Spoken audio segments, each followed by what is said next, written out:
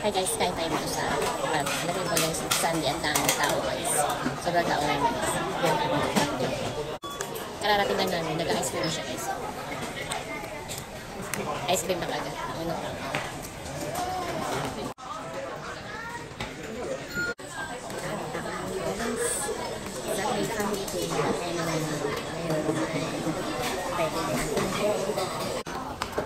Kuha tayo ng ano guys, sausawan natin. Ayan, ito si baby girl ko. Siya daw ang kukuha para sa kanya.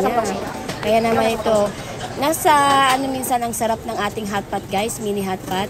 Nasa pagtitimpla ng ating sausawan. Kaya naman kung ano yung timpla mo, dapat pasarapin mo guys ang sausawan mo. Kaya itong baby girl ko, siya na ang bahala kung ano yung panlasa niya. Ayan guys.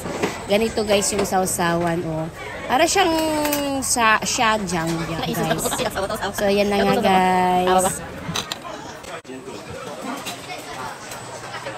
Ang dami kasing tao ngayon guys. Kaya naman kain muna tayo yung mga ibang putahin nila.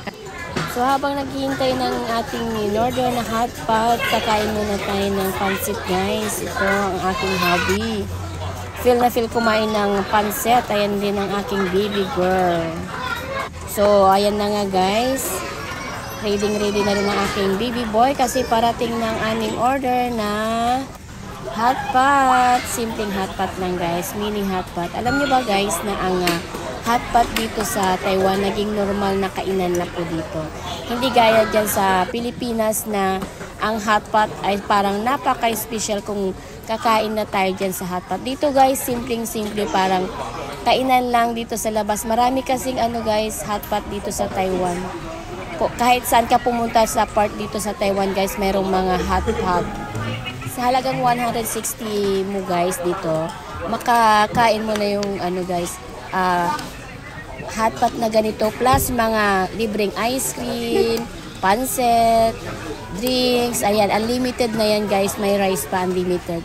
Kaya ito guys, kain muna tayo guys ng mini hot pot. Magpainit tayo ng ating sikmura guys kasi ang sarap humigop ng sabaw. Simpleng hot pot lang guys to. Kaya naman guys, kain na tayo. Thank you for watching. Ayan guys, hanggang sa muli po na ating video. Thank you for watching guys.